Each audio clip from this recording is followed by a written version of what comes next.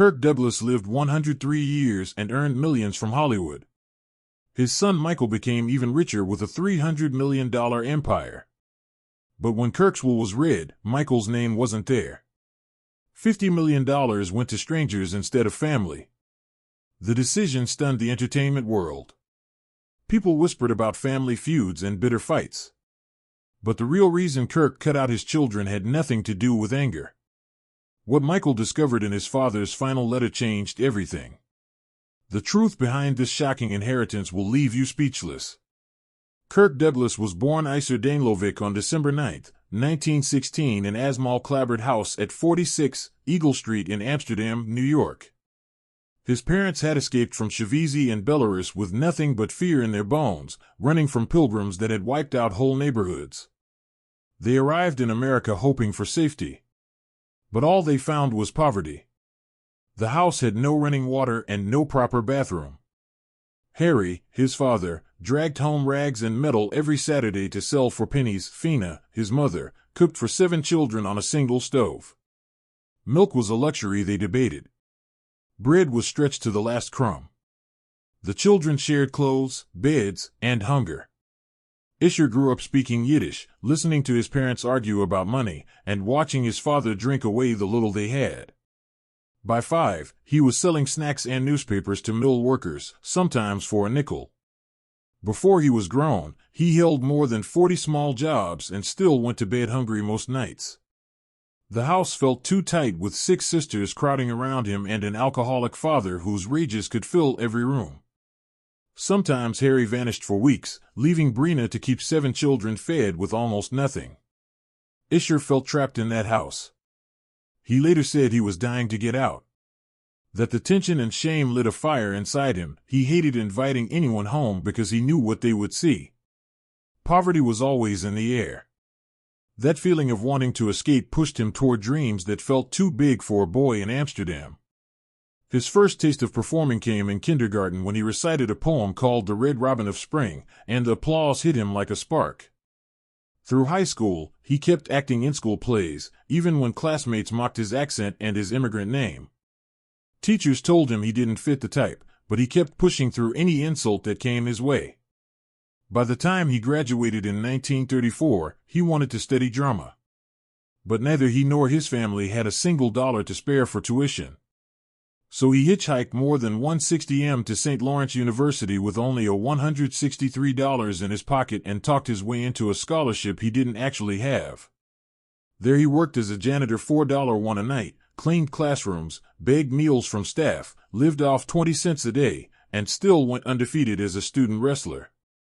By 1938, he was student body president, something almost unheard of for a Jewish immigrant boy in that town. He graduated in 1939 with a degree in English and a lifelong promise to help students who had nothing just like he once had.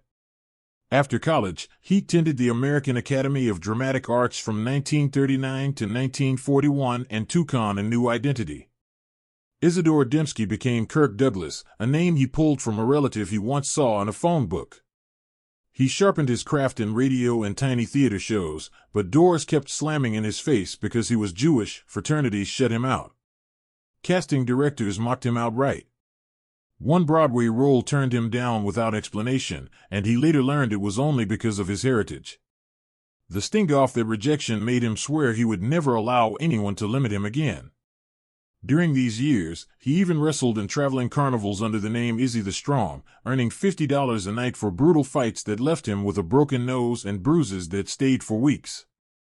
He used that money topui for acting classes and learned painfully how far he was willing to go for his dream. His first real job in the theater world was as a soda jerk at the St. James Theater in 1940. He made only $30 a week and spent his breaks watching actors rehearse, hoping one day he would be on that stage. His first big Broadway audition turned into a disaster. He forgot his lines in front of producers, got booed, and walked out humiliated. He thought about quitting, but he refused to let shame win and kept searching for a way forward. During this time, he also dated Betty Persk, Lauren Beale's sister, and her family's wealth made him feel smaller than ever. Even a $2 diner meal felt out of reach. He broke things off and made a vow to never depend on anyone for survival again. In 1941, he enlisted in the United States Navy as a sub-lieutenant and served on the USS PC-1139, a submarine chaser that saw heavy action in the Pacific. In June 1944, a Japanese torpedo bomber attacked them. 16 of his crewmates were killed in the explosion. Douglas was thrown by a depth-charge blast, injured in the abdomen, and left with trauma that never left him. He spent weeks sick with malaria and was medically discharged in 1945 with shrapnel scars and the memory off-bodies floating in the sea.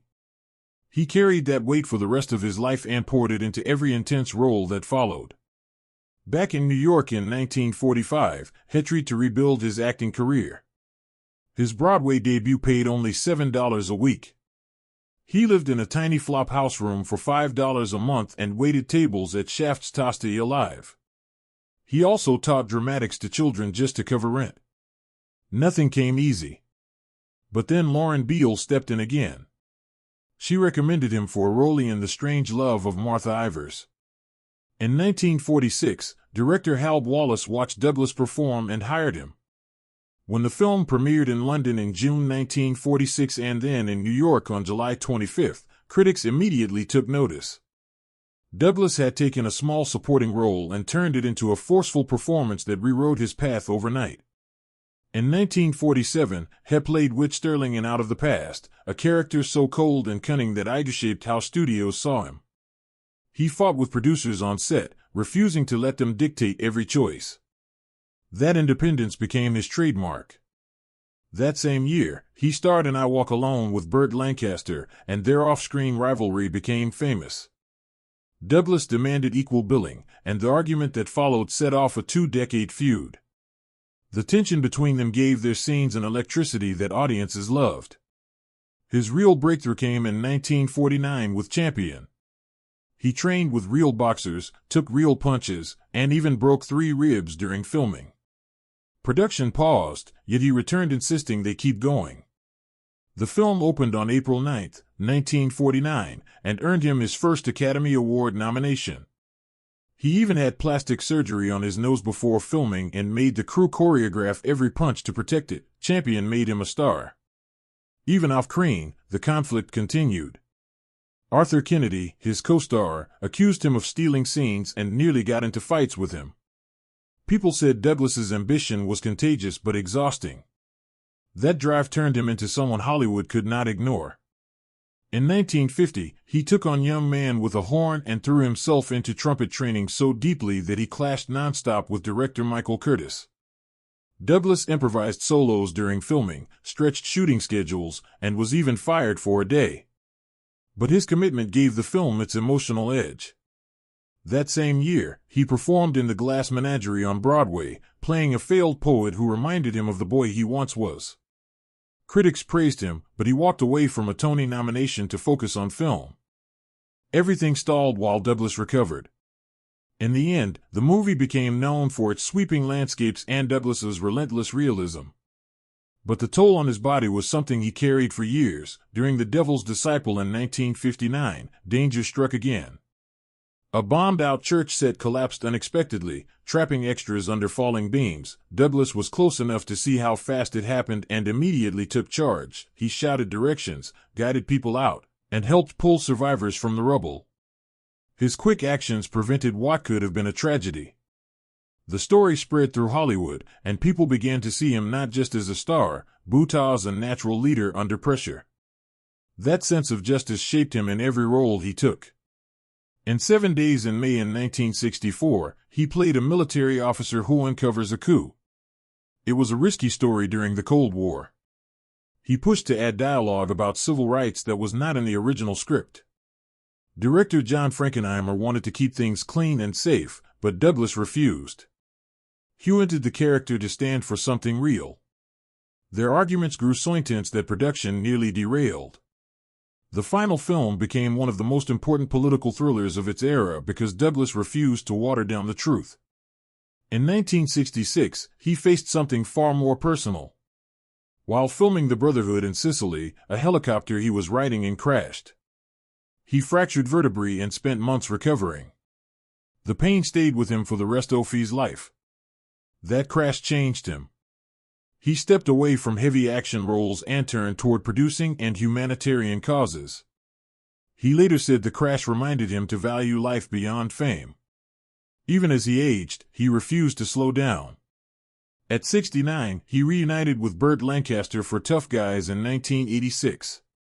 He jumped off a moving train for a stunt and dislocated his shoulder. Doctors urged him to stop. He kept going. The scene became a symbol of who he was at heart. A man who never backed down from a challenge, even when his body was begging him to. It was the last movie he made with Lancaster, which gave the stunt an extra layer of meaning. In 1991, he appeared in The Secret, a movie about aging and infidelity that echoed parts of his own life. But in 1996, everything stopped when he suffered a stroke that paralyzed half his face and destroyed his speech. Most people assumed he would never act again. Douglas refused to accept that. He spent months relearning how to speak. By 1999, he appeared in Diamonds with his grandchildren, using his impaired speech as part of the character. It moved audiences because it was real. His final film, It Runs in the Family in 2003, showed the full circle of his life.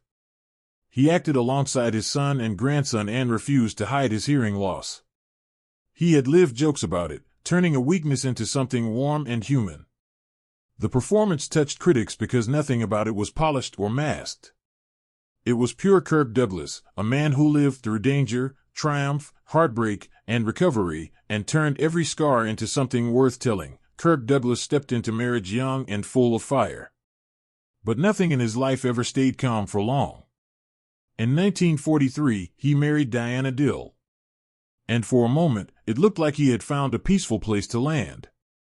They had 2 sons, Michael in 1944 and Joel in 1947. And from the outside, it looked like a picture of a rising Hollywood family. Behind closed doors, it was the opposite. Kirk was already chasing fame and chasing women. In his 1988 memoir, he admitted he had affairs almost every night. Diana found out early, and even though she tried to hold the marriage together, the cracks kept getting bigger. By 1951, it fell apart. Kirk said he was devastated, but the damage had already settled deep into the family. Michael carried that hurt for years and later said he felt abandoned as a child. Even after the divorce, Diana and Kirk stayed friendly.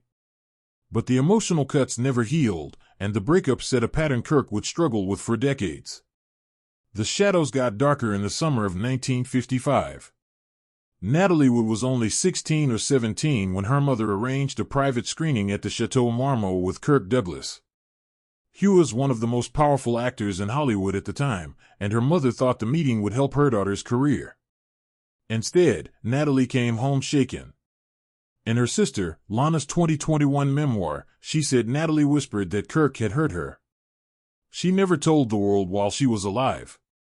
Her family stayed silent to protect her rising career. Kirk never addressed the story before he died in 2020, and the truth remains locked in memory. It became one of the darkest chapters in Hollywood's history. Whispered for years and never forgotten, then came his second marriage. In 1954, he married Anne Bidens, a sharp Belgian publicist who understood the world in a way Diana never could. They had 2 sons, Peter in 1955 and Eric in 1958, and knew Kirk had affairs and even said she accepted that part of him. She said expecting total fidelity in Hollywood was unrealistic. She stayed loyal anyway. They remained married for 63 years until his death in 2020.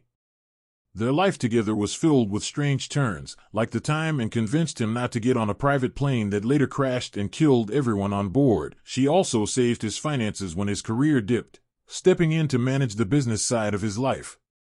Their marriage became a mix of honesty, endurance, and survival. Kirk's bond with Michael was just as complicated. He helped launch Michael's career with the 1969 film Hail Hero, but the two had a long history of emotional distance.